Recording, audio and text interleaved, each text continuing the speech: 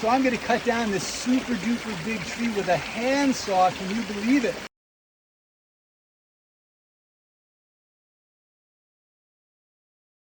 Now I'm going to show you some tips around taking down something really big. So this is a very big glossy privet, which is another invasive privet that has large glossy leaves. It's evergreen.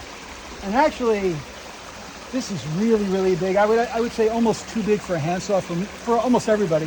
I think I can do it with the saw I've got, but I'm going to show you some of the techniques involved in dealing with a larger tree. So when you're dealing with a big tree, then it's super important to really evaluate your surroundings. Think about how it's going to fall, where it's going to fall. I am not going to affect where this will fall. It's going to fall where it wants to. And I need to look at how that might happen. So this is actually two big trunks. There's the main trunk and another trunk that's grown off of it. And it looks like it doesn't even separate till right around here. So the problem here is that I could cut through this one and it won't even necessarily fall because it's going to be jammed up against this one. So it's going to fall that way. So I'm going to cut on this side, not this side.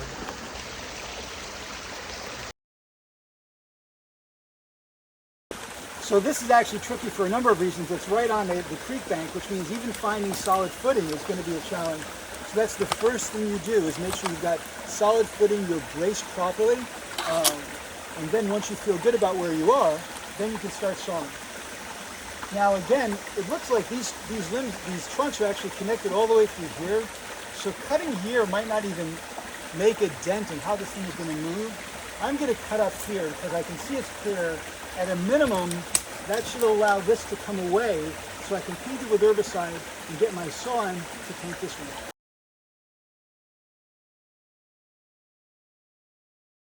With something this big, what you have to do is be at peace with yourself and take it easy.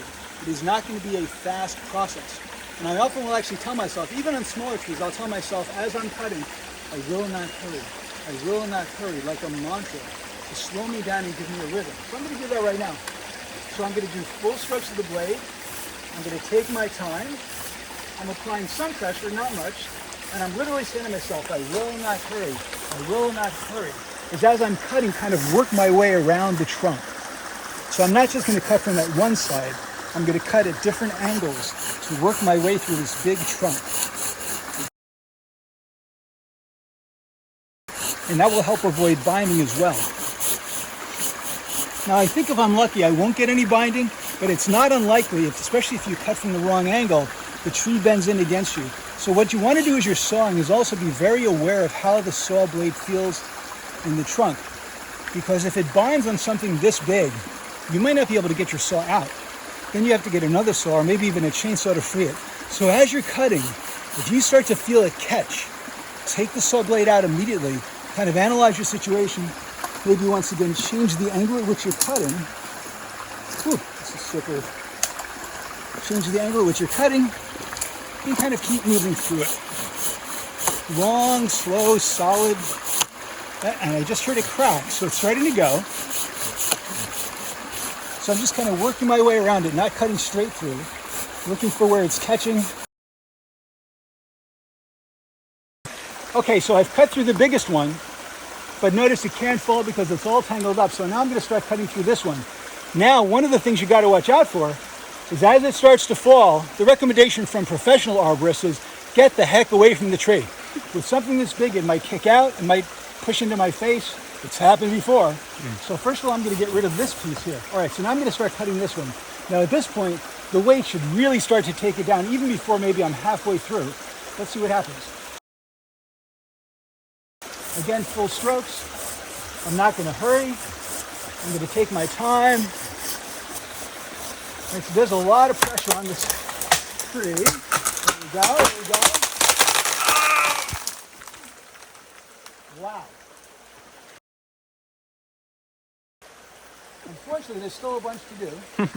So it broke off. So what I'm going to do now actually is immediately stop and paint with herbicide because I don't want these pores to close out, even though I still have more sawing to do.